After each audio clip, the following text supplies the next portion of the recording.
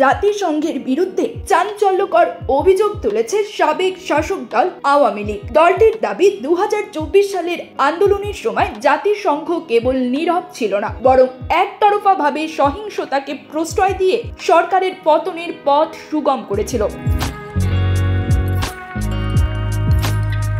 আওয়ামী লীগের পক্ষ থেকে বলা হয়, জাতিসংঘের মানবাধিকার কমিশন সে সময় ভয়াবহ সহিংসতা যেমন পুলিশ হত্যা, কারাগার ভাঙচুর, সরকারি ভবনে অগ্নিসংযোগ এবং জঙ্গি মুক্তির মতো ঘটনাগুলোর কোনো নিন্দা না করে বরং আন্দোলনকারীদের পক্ষে সহানুভূতি প্রকাশ করে। কমিশনার ভলকার তুর্কের একাধিক বিবৃতি ছিল সরকারের বিরুদ্ধে এবং এসব বিবৃতি আন্দোলনের সহিংস রূপ উপেক্ষা করে।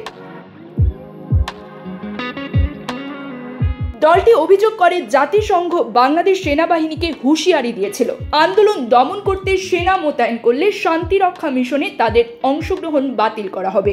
এই আন্তর্জাতিক চাপের ফলে সেনাবাহিনী মাঠে না নামায় পুলিশ এককভাবে মুখোমুখি হয়, যার কারণে আইন শৃঙ্খলা পরিস্থিতি ভেঙে পড়ে।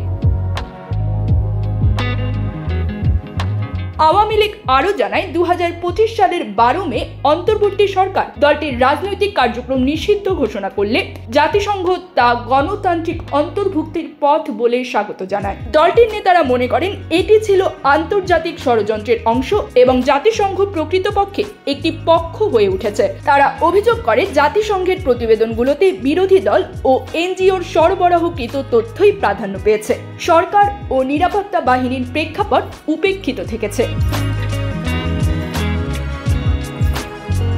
বিশ্লেষকরা বলছেন, জাতিসংঘের এই ভূমিকা সংস্থাটির নিরপেক্ষতা ও মানবাধিকার রক্ষার নীতিকে প্রশ্নবিদ্ধ করেছে। অনেকেই মনে করেন, বাংলাদেশ আজ ভূ রাজনৈতিক টানাপোড়েনের কেন্দ্রে, যেখানে জাতিসংঘ গণতন্ত্রের নামে রাজনৈতিক প্রকৌশলের অংশ হয়ে উঠেছে।